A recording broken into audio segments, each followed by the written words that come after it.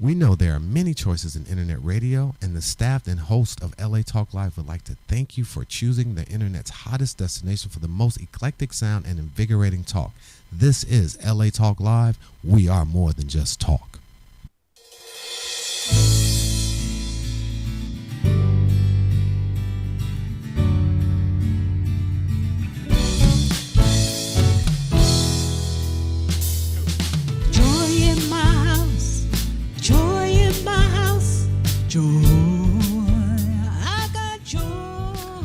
Welcome, ladies and gentlemen, to Joy in My House, inspirational reality show with a touch of recovery.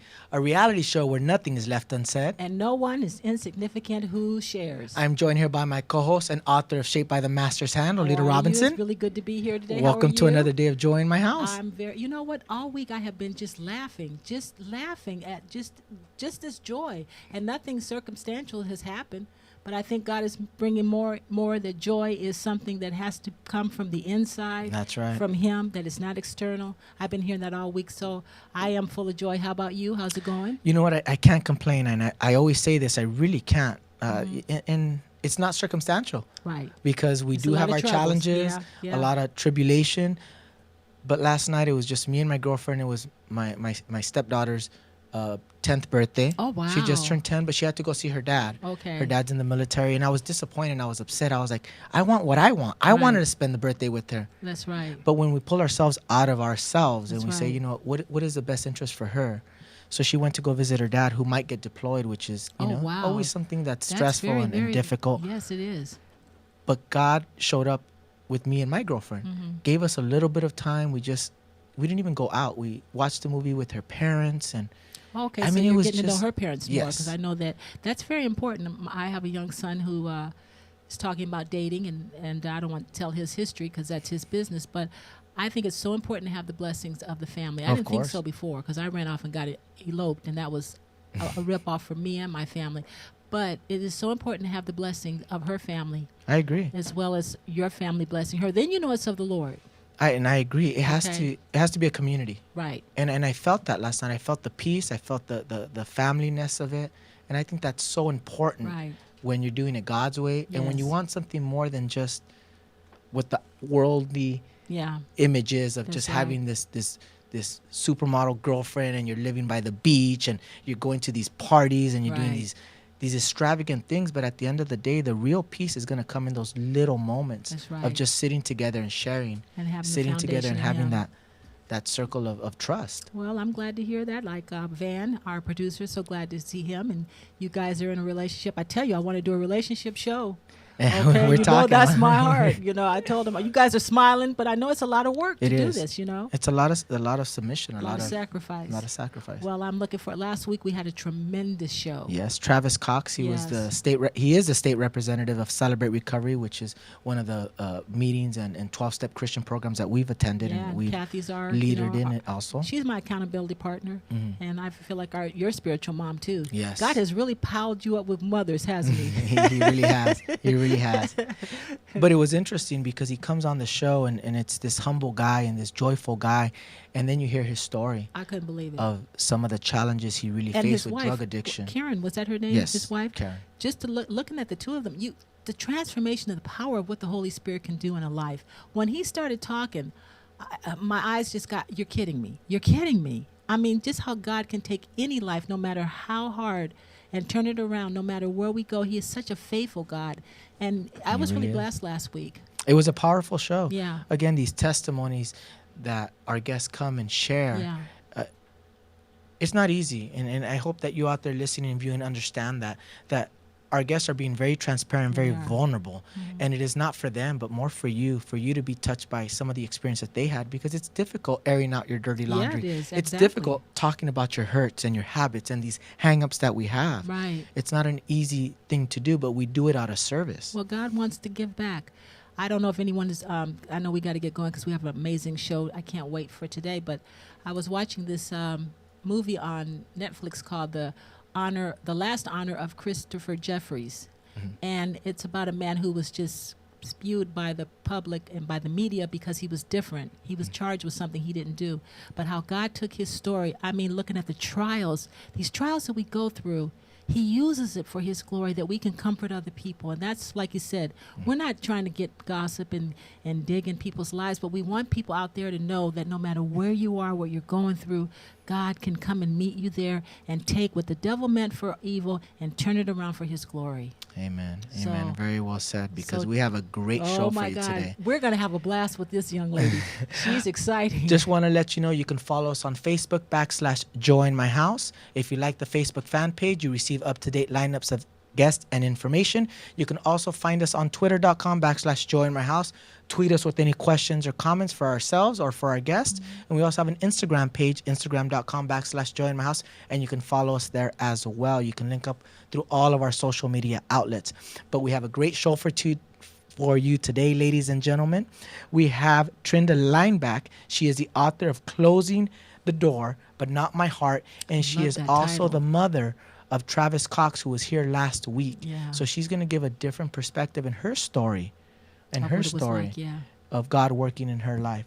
Ladies and gentlemen, this is Join My House. I want you to stay tuned, because we're going to come right back with Trinda Lineback, author of Closing the Door, But Not My Heart. You're not going to want to miss. Stay tuned.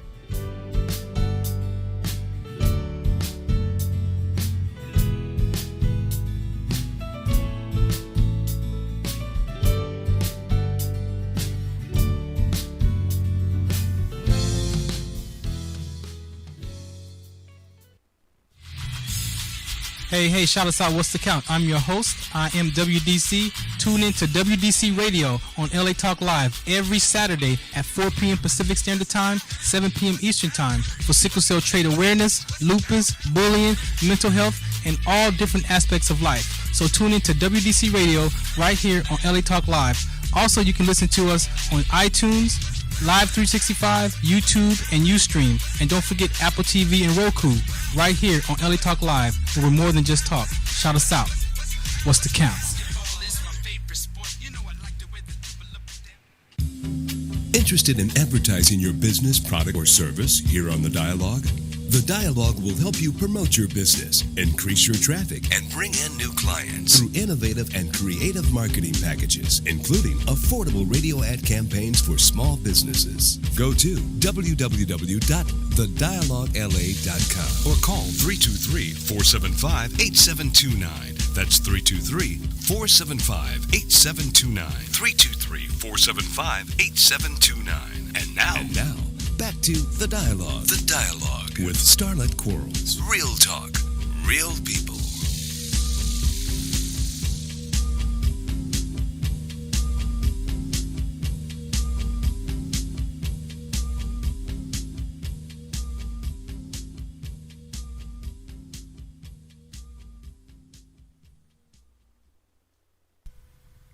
Welcome, this is Greg, inviting you to tune in Saturday, 6 p.m. to the Mystic Ballroom.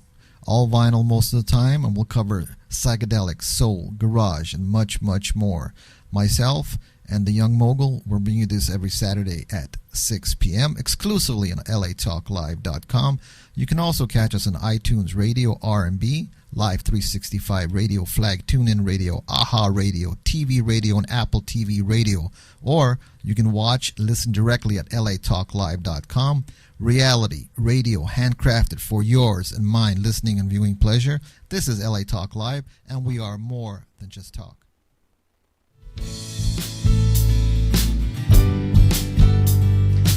Welcome back, ladies and gentlemen, to Join My House, inspirational reality show with a touch of recovery.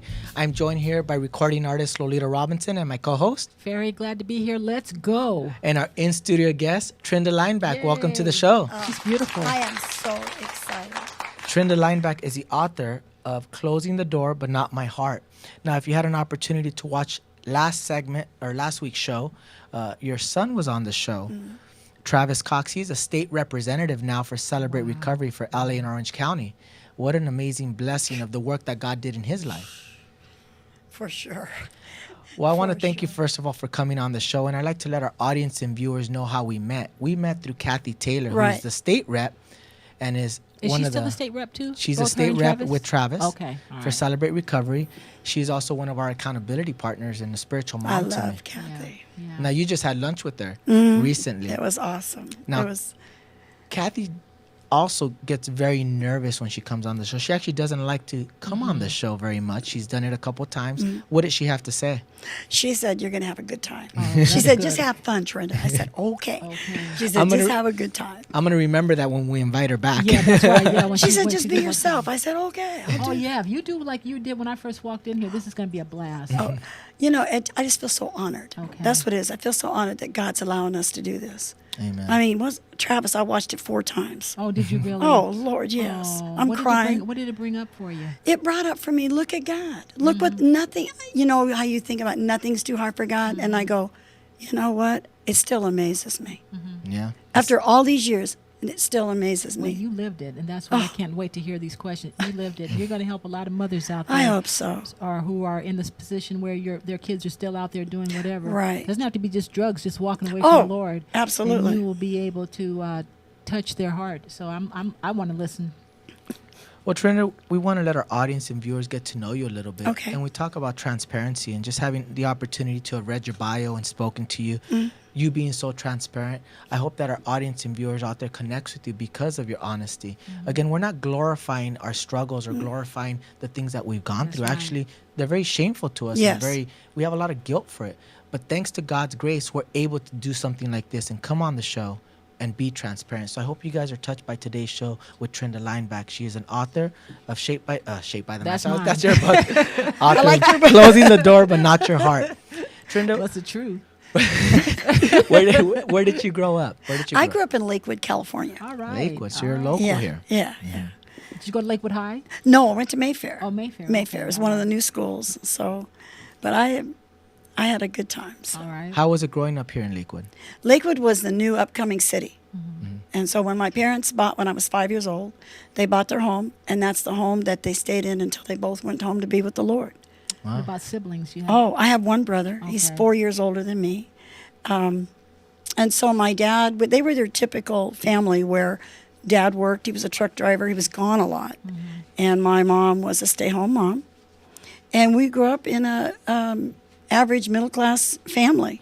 But you mentioned this, which I thought was interesting. You said post-war middle-class family. What did a post-war middle-class family look like? Well, when that time, I was born in 1948. And so my mom and dad came from that era where you stay married forever. Right. You buy one home, you live in it till you die. You stay at one job and you stay there till as long as you can. And it was like, you know, my mom, like I said, was a stay-home mom. And So you kind of had like the American dream. I type had of- and me and my Yeah. brother, I grew up in a very wonderful time. I mean, Joel, rock and roll was coming out in 1956 when Elvis was on live. I know. I don't want to say it, but I do remember. Oh, I was 8 years old. I was 8 years old. You know, I'm standing in front of this big, huge TV with a little tiny screen. And I'm dancing with Elvis, and he's on Ed Sullivan. You know, I'm 8. 1956 is when he came on. And I've always been a big Elvis fan. I got his scarf, by the way. So So this is going to be an interesting story too, because I know Joel's going to ask you about your spiritual life and stuff. But you didn't come from a family where there was domestic violence. Your mother and father No. were like June and Like June Cleaver. right? So so it happens in all kinds of homes. But let's talk about But- that during those times Yeah. because we all have our challenges, and no matter what era you're in, That's right. there is struggles and challenges. Well, there was a and lot of tribulations. struggles. Okay. And let's talk about that. How was it growing up during these times? Like you said, it was at the time where rock and roll was getting very popular, Right. which means conservative views were being tested. Yeah. So let's talk There about was that. a lot of stuff that was being tested. Now, my dad was not raised by his mom and dad. He was raised by his grandparents. And so that was in the state of Missouri. And his real dad was an alcoholic. Oh, boy. So my dad decided, okay, I'm not going to go that route. And his parents were never around for him. So he went the opposite. Okay. He said, I'm going to be the dad that I never had. So that's why me and my brother had the dad and the mom that all of our friends wanted to have. So they made a choice.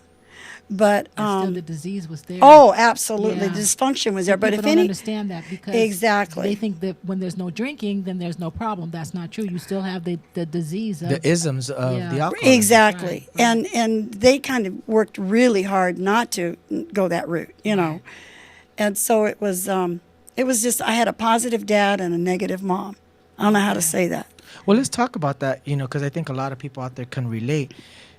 It's two parents. They're two different people. Exactly. And the way they treat their children is also two different ways. And what about the Lord? Did they? Well, they went to church, Okay. but they didn't. At their church, they were there for 50-something years. And at that church, they don't teach salvation. Okay. They just teach, join the church, you're a Christian, that's it. Okay, now that's important to talk to people out there. They think, well, I do go to church, so what's the difference? Well, a lot. I didn't have a relationship with Jesus. Oh, wow. I mean, you the whole foundation. That is the best answer I've had. I mean, you can go to church all day long. That's right. And if you don't have that personal relationship, you're just wasting your time. Right. I mean, I never had to open my Bible, and I really didn't think Jesus was real. There you go. I knew about God, but Jesus was a little hard for me to swallow. I said, oh, come on. So when I was 9 years old, that scripture that says that God knows you inside your mother's womb, and he has, he knows you before you're born. Yeah. Well, I believe that totally, and I know we all do sitting here. But when I was 9 years old, I wanted to be a missionary, and I was going to share. I shared that with you, Joel, earlier. Wow. Yes. That was down in my heart to be a missionary. So I went to my mother and I said, I want to be a missionary. And she says, oh, no, you can't do that. I said, I can't? She said, oh, no. She says, you got to be real smart. What's that? Boy. Hold on, we're not done. She goes, you got to be real smart. I said, oh. And she says, and you got to know different languages. I said, oh. And she says, and you'll be poor and you'll never be married. I said, oh, my God, I don't want that. So, with all that encouragement, That's what you said. She was very negative. well, yeah. And then also she Towards would. you personally, or just her views? Because sometimes you can have a parent that's Oh no, abusive it to went you. on deeper than that. Okay, She it's to you. Oh It's yeah, abusive for me to you. personally, like I Yeah. said, my dad was the positive one, and he would say, "Oh, Trenda, there's nothing you can't do." And I thought, this is great. And here's my poor mom. She thought she was helping me. Lolita, she really thought she was helping me. Our parents do the best they can. Oh. Being a parent now and a grandparent, Right. I have a granddaughter who's 1 year old. I can only love them with boundaries.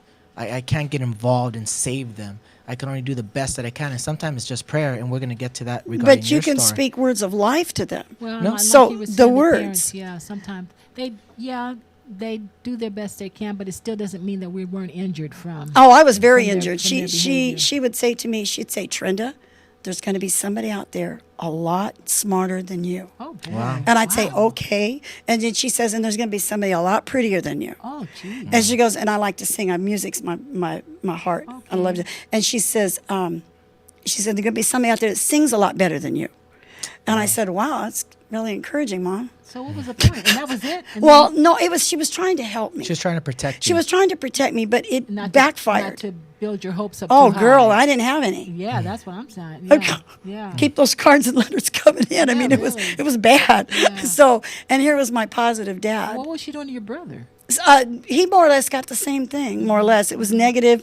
But you got to remember, you got a positive dad and a negative mother. And he's not around that much. And so- dad was gone all the time. Right. And my dad taught me early age how to drive, how to ride horses, and she doesn't like either one. And he loved music. She didn't like music. Wow. Well, that goes to show the power of God, as we will talk later on, how he does put people in our lives to kind of counteract that. So your father was... But that she balancing loved us point. so much. When I say love, she taught me how to type. And by teaching me how to type, Joel, it got me into my jobs at aerospace for 15 years. Wow. And I was able to support me in job because Mom taught me how to. Well, she was teaching you So security. she taught me that, yes. Yeah, don't reach outside. Don't get Don't get outside the don't box, get crazy Trenda. and think that you're going to be anything. Just do find a that. husband, find a job, and be Yes, safe. yes. Okay. And then marriage, Well, of that- course, that was about all she taught me. Well, that's what they were teaching back then. That's how they knew, Yeah. Well, now let's talk about and fast forward a little bit towards your high school years. Were you a good student in high school? No, that negativity still went with me. So the only thing I really, because I thought, well, why apply? Right. I just And did you're the best I stupid, too, could. 'cause Yeah, you didn't say I you weren't very smart. I didn't exactly. So I didn't have a whole lot of going for me at that time, but I did have music behind me because And I you love. sing. Oh yeah. How beautiful. Well, but my heart is really leading people to the Lord, ministering, teaching. He used my music in the beginning of my steps when I got saved, reaching. But you were singing. Were you like a girls' glee? Well, I was choir? all in through that in Yeah. high school, junior high and high school. Oh yeah, and sang at church a little bit at their little dead church. I don't mean to say that, I know the what you're dead dry saying. church. Yeah. But anyway, Well, I wanted to touch on that because during this time, we have our outlets. What was your outlet during this time during your high school years? You talked about music and horses. Friends, music, horses, and having a good time. Now, did that consume you at the time? Just about. So That's your- about your all. school Yeah. grades you weren't very good. I had a lot of fun with my friends. Okay, but school you weren't really. You didn't No, do I well. didn't get. My main thing was music. I got A's in music. The rest of the classes we don't want to discuss. Okay. Well, that's a. But that's what I wanted to touch on. Where was your faith at the time? Where I didn't have any. I really didn't have any. So how do you feel your foundation was regarding your family life, transferring to your school life, and then transferring to your personal life with your friends? They taught me good morals. Oh, your friends did? No, my mom and dad. Okay. All right. They were married for 66 years. Wow. They had a marriage that was just unique. You know, my dad and mom truly loved each other. Well, did your father ever try and explain to you about your mom? He would try. Yeah. Yeah, he You would know, As a try. parent, you know when the other parent is not coming up to speed, and you do try and fill in and kind of, did he let you know it wasn't you? Yeah, but there was a lot of animosity between me and my brother. You know, my brother was born in 1944, and that was their heart. And then 4 years later, here comes this little girl. You know, and like he didn't even like me. He still don't. But you know, hey, it is what it is. Sister-brother relationship. It was bad. He ran away from home when they brought me home from the hospital. Oh, wow. Wow. And that kind of stuck with him. Because he, you know, What can I say? Well, let's talk about, because right after high school, you got married at a very young age. 17. well, was there any, did you get involved with drugs and No. alcohol during that time? Yeah, it was kind of a different era. No, then, no, I didn't. Yeah, people We used to, what we didn't did have is, a flask of, you know. a we little didn't bit. even drink that. Wow. What we did is us kids would, everybody would chip in money for gas, and we'd cruise the boulevards in Bellflower and Yeah. cruise the boulevards in Downey. Wow. And, you know, Boy. crazy things. Well, we've come a long way from cruising. I know. That was the highlight of our life, know. cruising and listening to music and kids Wow. hanging out car windows and everybody thinking that was cool. Okay, That was okay. cool. Well, you know, we talk about, you know, throughout that high school time, but at a very young age, you got married at 17. I got married at 17, and I thought I was going to have a marriage like my parents. Where'd you meet him? I met him in San Pedro, and he was in the Navy. Oh, okay. And Hanging out there at the docks, with huh? my family. Oh, my, see, you left that out. You said I left that part out. You know, sitting on the dock of the bay. There you go. But no, I met him, and he's about 4 years older than me. But I was really young, and we got married. I got married at 17. He was going to Vietnam in the Navy. My brother was in Nam at the same time. So both of the men in our lives were gone to war during that time. And I got married in 1966. So as you know, Vietnam was hot and heavy at that time. Yeah. And when he came home, it was a nightmare. Oh, God, he was a different person. Oh yeah, we were only married 30 days, and he was shipped out for a year. Wow. Yeah, but we knew that though. Did you run off like I did? No, we had a big wedding, and my mom signed for me, and you know, it was like, okay, she's married. And a matter of fact, I hadn't even graduated. I graduated in June. I got married in May and graduated in June, and he wasn't even here for that. He was overseas. So when he came back. So when he God came have back, he mercy. was a different person, Oh. and went through a very violent marriage. A lot of physical abuse. Oh. A lot of physical abuse. It was really, yeah. So here you are, an 18-year-old. 18, 19, 20. I went to, oh yeah, we were married almost 7 years. I mean, we was trying to make it work. We'd separate and come back, separate and come back. Travis was my whole heart. We So waited. Travis was the result of Well, that Travis came out of that marriage, and we waited 3.5 years before I could get pregnant with Trav. I wanted to touch on, marriage. That is, thank you for for sharing somebody that, out because there, that's hard. somebody out there who's to admit listening that, and yeah. viewing, tell me why we seek relationships to fix our hurts and our habits. You know, you saw your parents have this amazing marriage, Right. and it's what you wanted. Right. So right away you cling on to that. Right. And like you said, you tried and you tried. Mm-hmm. Why do you think that's the first thing we do is look for a relationship to fix us? Because, you know, like Travis said even last week, you're looking for someone to fill that void. Right. See, no one can fill that void but Jesus. No husband, no wife, no job, no no- job, no pill, no drugs, no getting high. Nothing's going to fill that void but God. Well, you might be able to talk to you. You have a lot of aspects of your testimony. What about a woman who's in a relationship that's been abused? Why do they stay? Out of fear. Out of fear. a lot of them think, oh no, I'll never get anybody. I don't want to be alone. You know, what am I going to do? You know, I can't make it financially. But see, God. And then all the can- messages your mother had in your head. How Oh my God!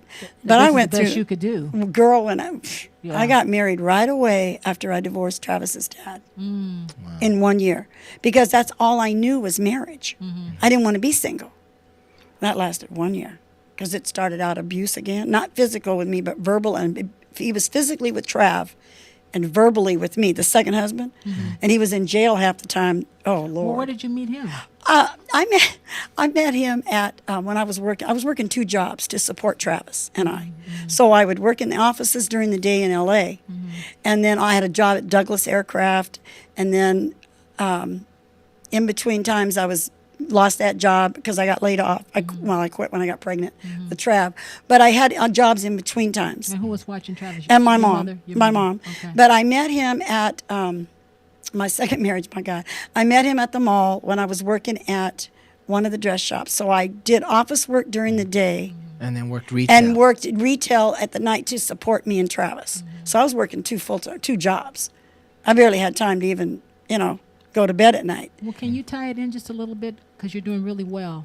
All right, now here you had a father. So people are going to ask, well, you had a father who A great loved father. you. Oh, yeah, he was great. So why do you think that you were susceptible to these abusive men? I think it was because of the rejection that I had, and I felt like it was a form of rejection from my mom. I'll be real with you.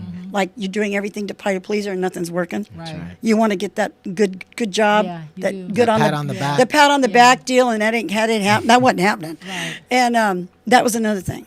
And I So can these relate to guys- that. Can you really, I Joel? really can.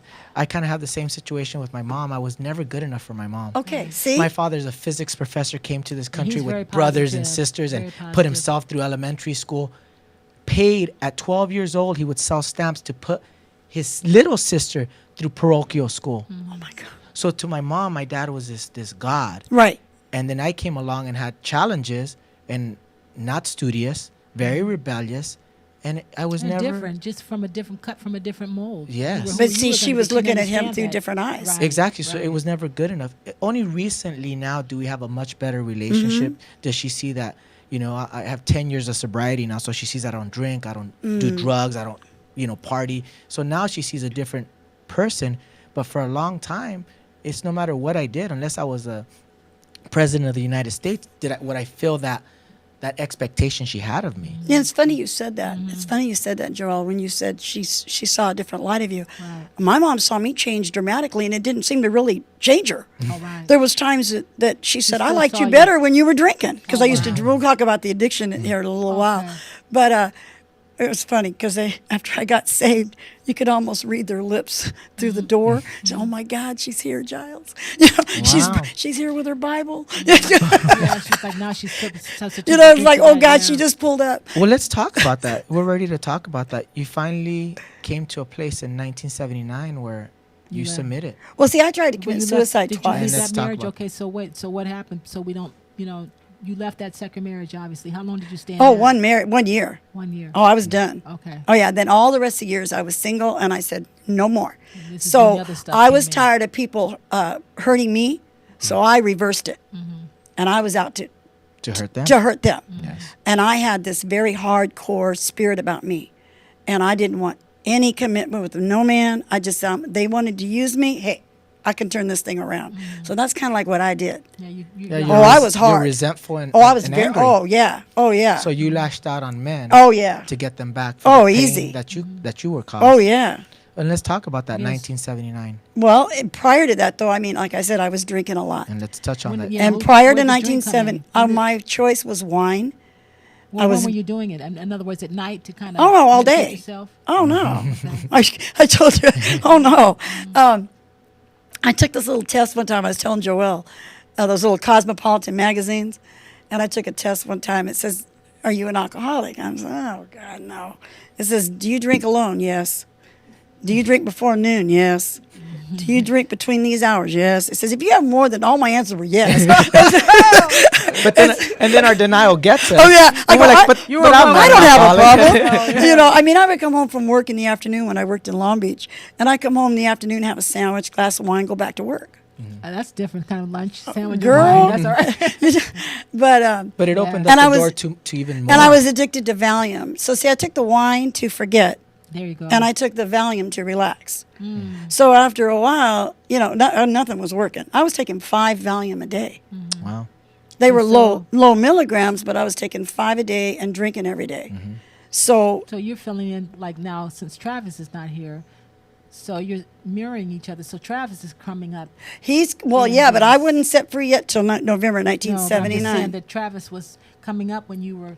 Oh, he used to medicating bring my yourself, trying to- pills to me. Oh, And he talked about that. wow. He used to bring pills to you. Oh yeah, he used to bring my wine to me and my pills, and he watched me. I mean, he watched me go through, a lot What's of- it like to tell this? I mean, I appreciate you sharing this. What's this like?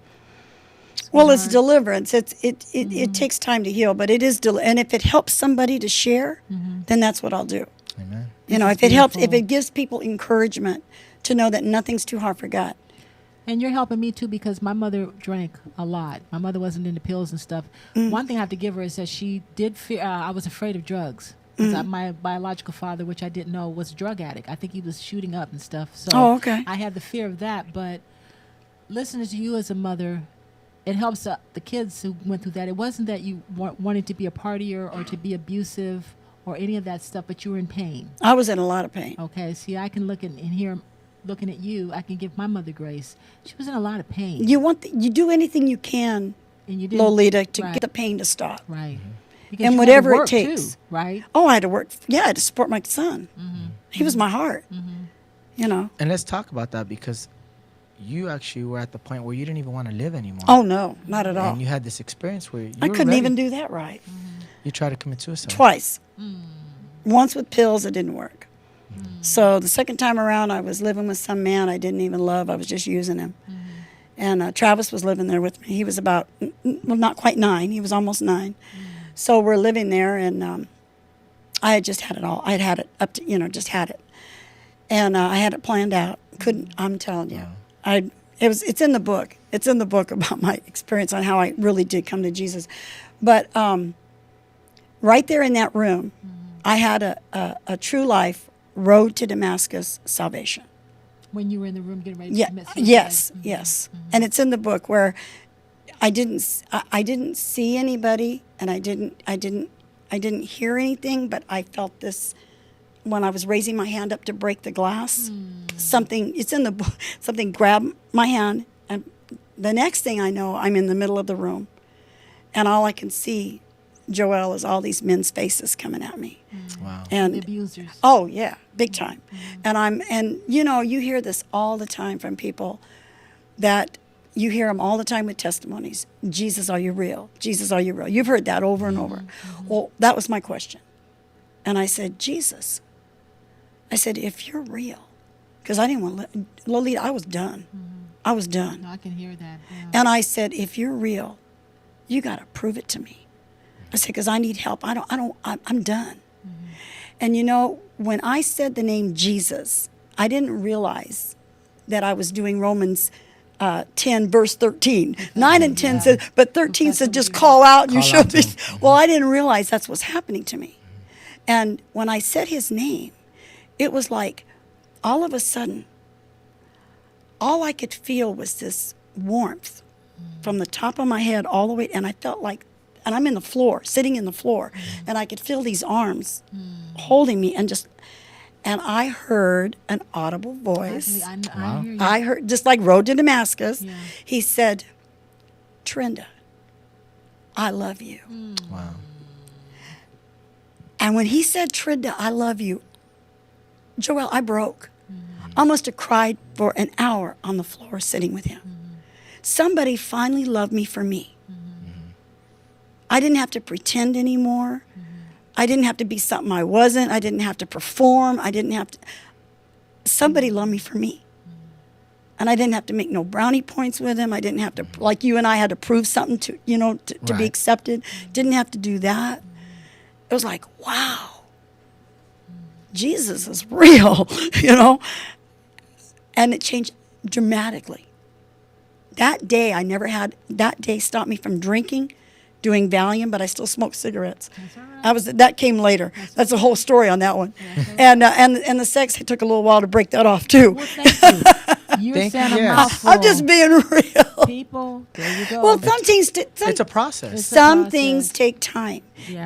and you're not going to wake up one morning and be instant super Christian.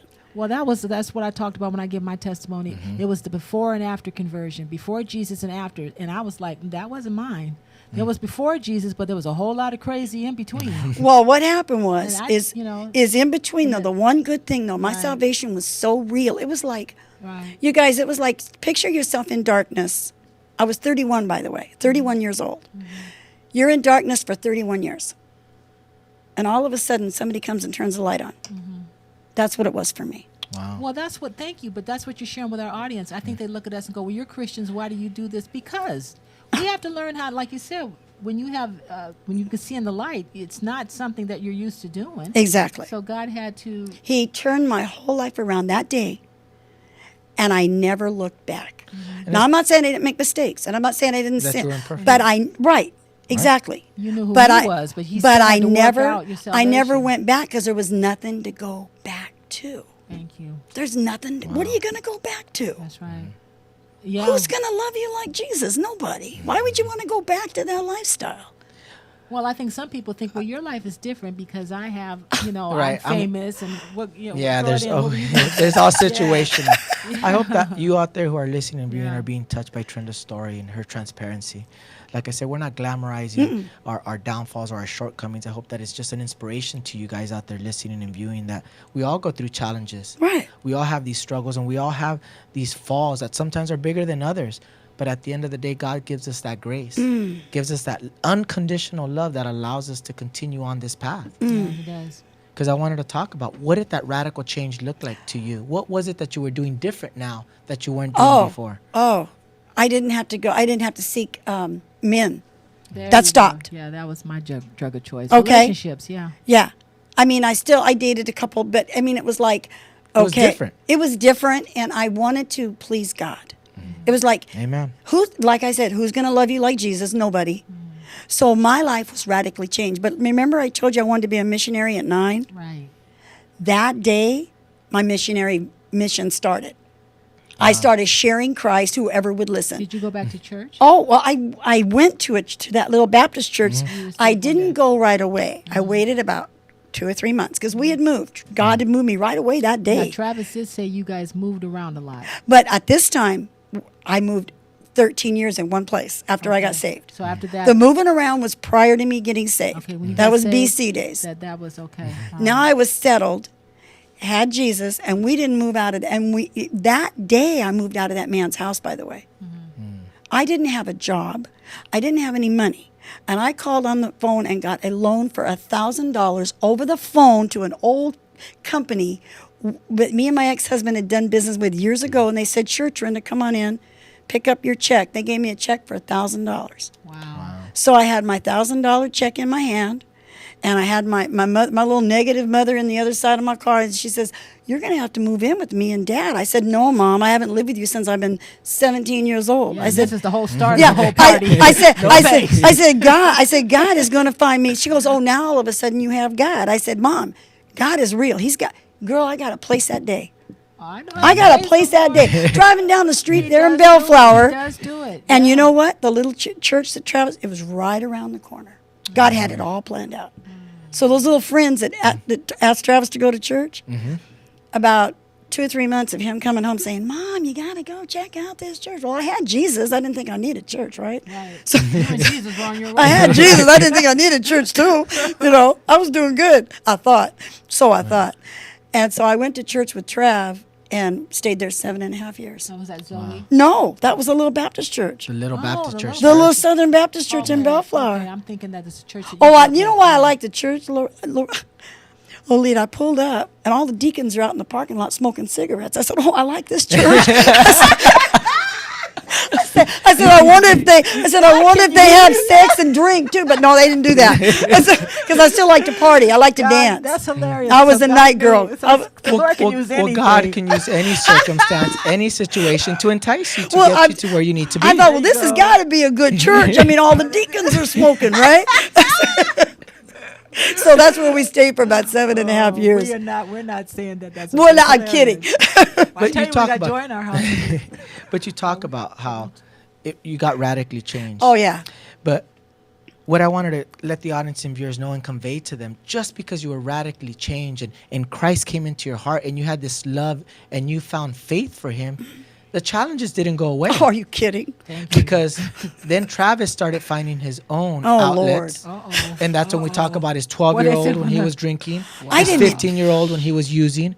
Did Let's you know talk any of about that? that challenge. Are we taking a break? Or are we okay? I No, love it. we're going. Yeah, let's go. Okay. You I are didn't- so, and you are so beautiful. The joy of the Lord. When I came, it was like meeting sunshine. It's like Christmas, And she prayed for my husband, so I know he's coming. Girl is hope. Ashley, man. Girl is hope. No, but go ahead.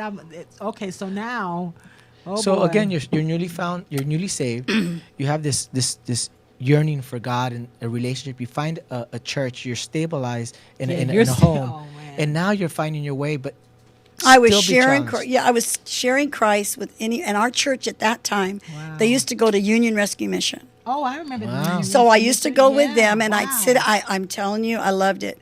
And at first, Who I was the hated it. pastor? Oh, that was Pastor Bailey. Pastor Bailey, that's Bailey right. and Norma Jean. Norma Right, Jean yeah, Bailey, and that's right. they were from Tennessee. I remember they were on the radio. Oh my God, they were a hoot. And oh Lord. And so I remember we went down there the very first time to Skid Row. And the whole team, my girlfriend that was in music with me So in you're high talking school. about missionary. So God. Well, right there, but I didn't know what God had me set up for, okay? So I get out of the van. There's probably about 10 of us, and I brought my little guitar because I taught myself how to play guitar, and I sing. So they said, okay, Trinity, we want you to sing a couple songs. I said, okay. So I still smoked, right? So I'm sitting out in the van, and Downtown Skid Row. in Skid Row, 6th and Main. And I'm down there, and I said, what's that smell? I said, oh my God. I go, what's that smell? And somebody said, Trinda, you're in the ghetto area. They call it the ghetto. I said, the ghetto, Skid Row, Satan's turf. And I said, oh, wow, that's a bad. So I said, oh, I don't want to go in there. And my girlfriend, that one that knew me from high school, she went to that church too, by the way. Let me share this with you. Remember I told you I walked up the driveway at that little Southern Baptist church? Yeah. I heard this girl saying, Trinda. And I go, who knows me? It's my first day here. And she says, it's me, Jan. I said, she goes, what are you doing here? I said, I have not a clue. Because she remembered me from high school. She says, oh my God, what are you doing here? Like I was the bad one at school. Yeah, what are you doing? Yeah, that's what she said to me. And we're still friends today. This is beautiful. Wow, so God used her to Yeah, come but in. I just wanted. So she's the one that said to me in the van. She says, "What are you doing sitting out here in the van?" I said, "Well, look, I don't want to go in there." She says, "What did you come for?" Amen. I said, that's right. That's what she said to me. And I said, well, I came to share Jesus. She goes, well, you ain't doing a good job sitting out here in the van. She goes, and I know you're smoking because I can see the smoke coming out of the top. And I'm on the floor trying to hide my cigarette, And she says, you either can sit out here and feel sorry for yourself or you can get in there and do what God's told you to do. Amen. So, Yeah, we don't know what missionaries mean, do we? girl, no. So I See, got. I never said that one. You So did. I'm telling you, I know. So I get out, I go in there and I do I'm shaking like a leaf, you guys. Yeah. I mean, That's not shaking like this. That's a ministry and a half. We're laughing, but Girl, I take my hat off to that ministry. I got done Yeah. singing, and that I don't know what happened, but that altar call was full. There was all kinds of men up there, and so Pastor Bailey looks over at me and says, oh, "I guess you found your calling, huh?" I said, "Yeah." So I And did. it was something that was birthed in you since Oh. 9 years old. And that's right. That's right. And so ever since then, I started going, and then I would take teams and that kind of thing. So that happened. That kind of went with me in all the 3 different churches I was in. God would Maybe set that up. Do you think God showed you the brokenness of the men? Oh, absolutely. Are you Which kidding? would maybe eventually not excuse the behavior of what those ex-husbands did, but It God was a could lot of probably use it. pain. There was a lot of pain. But you know what's so sad? See how they were broken. Is men those were men broken. out there that you see, those men out there, a lot of them had degrees. A lot of them had families. A lot of businesses. Very charismatic. A lot of them had multi-million-dollar businesses, and Satan took them down to where they had nothing. And that was the result was Skid Row. What a loss.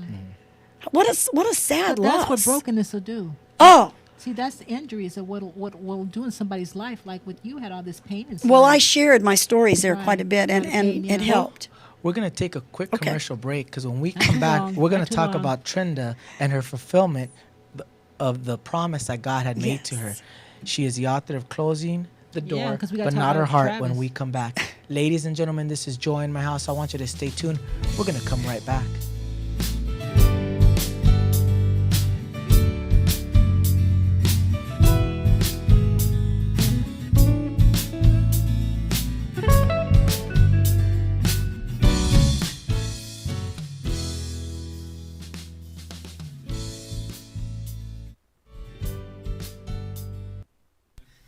Hey, this is Trisha Mann Grant, and I am inviting you to join us every Sunday at 4 p.m. Pacific Standard Time for Gospel Rhythms Heaven's Party here on Earth. And join us as we talk to the Christians, just not any Christian, but all Christians of entertainment and all walks of life. Don't forget to tune in to Gospel Rhythms Heaven's Party here on Earth every Sunday, 4 p.m. Pacific Standard Time, exclusively on latalklive.com. You can also catch us on iTunes Radio RNB, Live 365, Radio Flag, TuneIn Radio, AHA Radio, TiVo Radio, and Apple TV Radio. Or watch and listen directly at latalklive.com. Reality radio handcrafted for your listening and viewing pleasure. This is LA Talk Live, and we are more than just talk.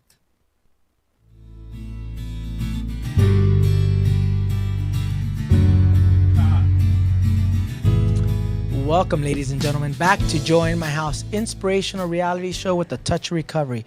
A reality show where nothing is left unsaid. And no one is insignificant who shares. I'm joined here by my co-host, Lolita Robinson, and author of Shaped by the Master's I'm Hand. excited here. And our in-studio guest, Trinda Lineback. She is the author of Closing the Door, But Not My Heart. Now, before we went to a commercial break, we were talking about the transformation and the newfound faith that God instilled in your heart. But the challenges kept coming because Travis, your son at the time, started acting out his own way. Mm-hmm. And he got really deep into drugs and alcohol and had arrest and seizing of his home. And he had a young daughter that you actually took on the responsibility of. Let's talk a little bit about that transition, and then I want to get to the book. Okay, so what part? Let's just Well, talk about okay, the challenges. So in other words, what happened was which is kind of similar to my mother's story. She got her life straightened out. She found Christ, but then I started acting out because I had the pain from coming up with her. Yeah. So, Travis had a lot of pain. Right. He had to watch, like I said, he watched me from my past. But the one good thing is he saw his mom transform before his very eyes. Amen. So he knew that was a real done deal. And I thank God for this, you guys. He never once threw my past up in my face. Wow. Not he once. was very loving last week. Well, too. because Yeah. because he knew that I was changed. So see, it would have been different if I would have been back and forth. That would have And he been. knew you were hurt too. Oh, are you kidding? Yeah. Yeah. And I hid a lot of that stuff from him, the abuse that I went through with his dad for a specific reason. You know, I didn't want to give him a negative. He already knew the true colors come out of your parents, you know, by him not being around, not calling when he should have, blah, blah, blah. But he didn't need me to tell him negativity about his dad. I remember when I first got divorced, a woman said to me, she was divorced too, she says, Trinda, the one thing you need to do is if you want to keep Travis close to you and respect you, don't talk bad about his dad. That's right. That's a. She said that's his dad. No matter if he's a jerk, no matter what happens. And I never forgot that. Because that'll go down. The children, she said, he'll resent you for it. Exactly, will. he'll resent you And for so it. I remembered that. So that ministered to me. And but Travis loved God. He used to lead his friends to the Lord. You know, when he was 9 years old. When I got saved at 31, he received Christ at 9. And there was a strong calling on his life, you guys. I mean, there was it was like a born leadership in him. God had Travis's steps directed. that steps of a Yes. righteous man are ordered of But the he Lord. had to work it out in his own way. Well, he did, and he Yeah. loved God. But then somehow, like he shared with you guys, situations came in, friends, and a lot of them were the youth kids from the church. That's what he Say it said. again. Yeah, The he youth did. Yeah. kids. Yeah. I mean, and the Lord have mercy. I was a youth director for about 2 years, and Oh, that's right. That's He what said he have said. his mother as a youth director. oh my God, That Now, doesn't sound If you appealing. ever want to know what you're made out of, be a youth director. Okay, it'll make you or break you. I mean, Well, what oh, was interesting in his sharing it and reading your story is that you never stopped praying for him. You Oh. actually created very strong boundaries and actually kicked him out of the house because his drug use was getting too that, excessive. That was really hard for me. that had to have been. Well, one time when I found out he was doing pot, and I think he was about 14 when I found out he was drinking and doing stuff like you said at 12. I didn't know, but I knew something was going on. The Holy Spirit had revealed a lot of things to me, but I didn't really know until later on as I grew in the Lord, and the baptism of the Holy Spirit really changed my life. I got that in 85. I received him in 85, but I was saved in 79. So in 1985, the Holy Spirit started revealing things to me more and more about things about Travis. So I found out he was doing marijuana, so I called Victory Outreach, and I said, have you got a teenage program somewhere? He says, oh yeah. He said, we got one out in California desert. He said, it's a program out there, and it's about a 6-month program. I said, well, that's where I'm sending it. So I told Travis, I said, son, you're going to go out to California desert. He says, Mom, I'm not going to no desert. He said, I'm done, Mom. I'm done. No more drugs. That's it, Mom, because I found out he was doing pot. And I just went bananas, I mean, that just wasn't going to fly with me. And I said, well, that's where you need to go. And he says, no, Mom, I'm all done. I'm not going to do drugs no more. So I believed him. And you believe it? Yeah, Oh, of you course. did. Right. But I mean, after going through him putting holes in the walls, fighting, arguing, stealing, I mean, he buying me gifts and they end up missing. And what's wrong with that? Yeah, What's wrong with this picture? He could write my name, Joel, better than me on checks. Wow. Oh, he could sign my name better than me. That's the truth. I mean, if you had to nail stuff down. That's what he was saying. Oh, yeah. Oh, it was bad. But what I found that was interesting is you were talking about he was talking about having that strong boundary. You kicked him out. No, that was hard. I And cried. Oh, God. You prayed for him, and there was times where you were tired of praying for him. Well, but people interceded. I didn't have yes. I had a lot of intercessors. Yes. And Interceded. that's what I wanted to. I had a lot. Touch on. I was in at Zoe Christian Fellowship By now, yeah. by now, and that's Pastor Ed Smith, and I was there for about 12 years in that ministry, and we would pray on Friday nights in Compton. So I'd go to Compton on Friday nights. Wow. Had Friday night prayer group on there, Monday night prayer in Whittier. Praying in between times. I mean, anybody I knew that knew how to pray and stand and believe God for their kids, we were all together. Because I wasn't the only mom out there going through this. Wow. Well, I didn't have a hurting mom, see. But I did have a strong support group. Well, God uses what he can use. But Oh. the point is support. Well, you got to be there have for to one have another. people for one Well, another, that's what I yeah. do now. I go to Right. court with moms. Oh, wow. Oh, yeah. If you get an opportunity, go with somebody, pray with them, text them, encourage them, go to court with them. That's tough. I had to go to court the very first time by myself with Trav. And that was very difficult to see your son chained with all these other guys. They all got on the same outfit. And you see them all coming in line, and you're sitting in the front row in court. To your son. And that wasn't the first time. I mean, that was the very first time. I mean, we went on and on and on. And the intercessors, there was a time, Joel, you were right. I didn't want to pray anymore. I was tired. He'd been in and out of jail. I don't know, maybe 3 or 4 times at that time. And I was just sick of it. And I told my friend, I said, I'm done. I ain't praying no more for him. I said, I'm done. I've had it.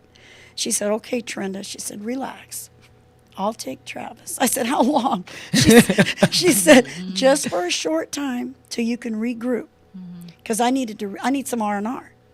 So, and I was still doing ministry. I mean, I was taking teams to jails and prisons at that time, women's rehab homes, youth facilities. And here's Travis in and out of jail.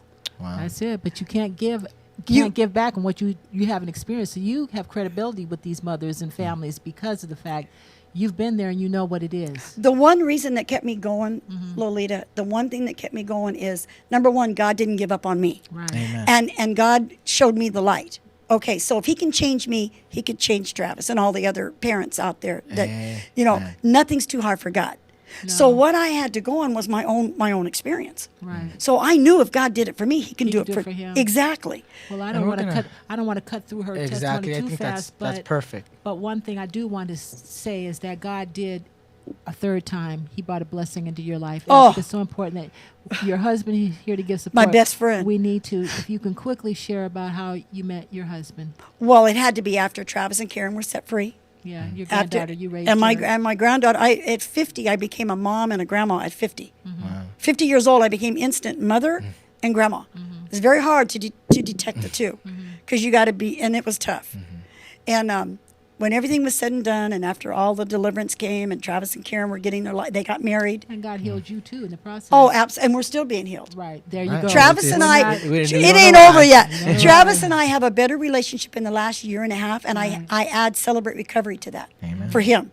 Celebrate Recovery has helped him. You heard his testimony Yes. last week. He thought he had, like you said, you thought you were going to go in there and show him something. Show him something. So we got showed something. Well, I have seen a big change in Travis in the last year and a half. So has my husband Ed. And you met Ed through I church? met Ed through, we were introduced, and thank God we knew each other for about 6 years, but that wasn't the time to, because I still had to go through all this. So he never called me, never asked me out, nothing.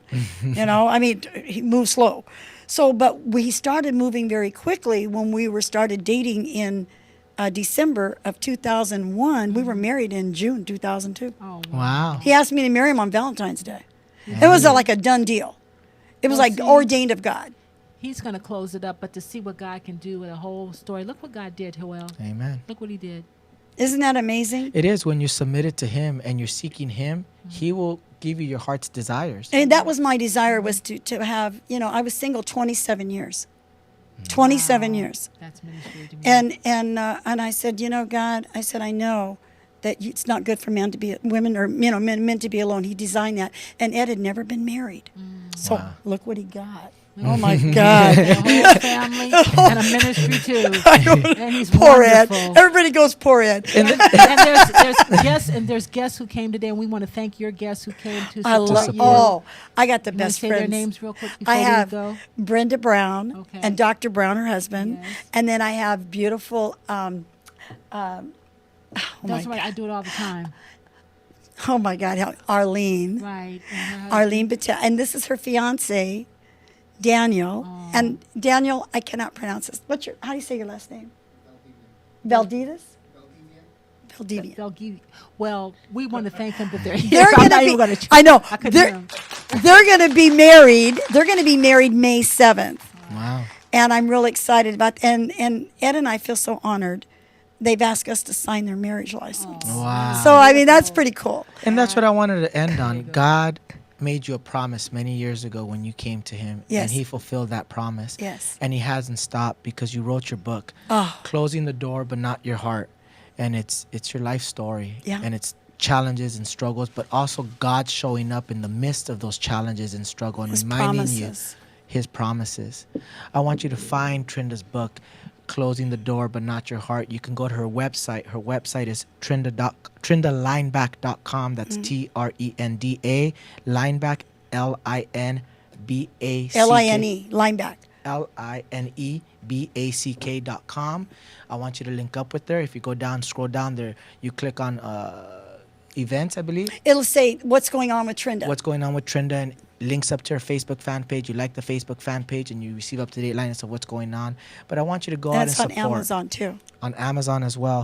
I want you to support her. I want you to support these mothers and these women that go through the same challenges that we all go through in different situations, Well, yeah, but but not yet that. now we're getting back. Right. Now, Sweet. this is That's a lot. this is Closing the Door But Not Your Heart. Now, if people buy the book, what are they going to get out of the book? Let me just end on that. Well, I believe they're going to get encouraged, because that's the reason I wrote the book. The only reason I wrote the book, you guys, is to encourage others that not to give up, that there's hope, and that nothing is too hard for God. Absolutely nothing. Amen. That's why I wrote the book, was to Amen. encourage parents and grandparents not to give up. Well, here it is, ladies and gentlemen. Closing the Door But Not Your Heart, written by Trenda Lineback. You can find it on trendalineback.com. Or Amazon. Trenda, the show is coming to a close. We like to ask this of all of our guests. The name of the show is Joy in My House. Lolita, who wrote the single Joy in My House, it's the foundation of finding the peace and joy in the midst of our challenges, but also in the midst of our successes and praise. What does Joy in My House mean to you in today's day and age? Well, it's not hard to say. Peace. God's peace. God's peace. God's peace that passes all understanding. Amen. And contentment. See, you're still going to have challenges. You're still going to have struggles. You're still going to go through things. I don't care from now till Jesus come back to get us, you know. Mm-hmm. But the thing is if you have that peace, you're not going to be moved or shaken. Amen. No matter what challenges you go through, no matter what storms hit you, you've got that peace that only can come from God. Amen. Amen. Very well said. Very well said. Trenda Lineback, thank you for coming on the show. Once again, Closing the Door But Not Your Heart can be found on trendalineback.com, or you can also find it on Amazon. This is Joy in My House. I want you to join us live every Sunday here at noon with life-changing stories of hope, inspiration, and talent that will inspire you. Lolita Robinson, my co-host, thank you very much. Trenda, thank you for coming on. Hi, son. Van, my producer, this is Joy in My House. I want you guys to have a blessed day, and we'll catch you live every Sunday here at noon on www.latalklive.com. You guys have a blessed day.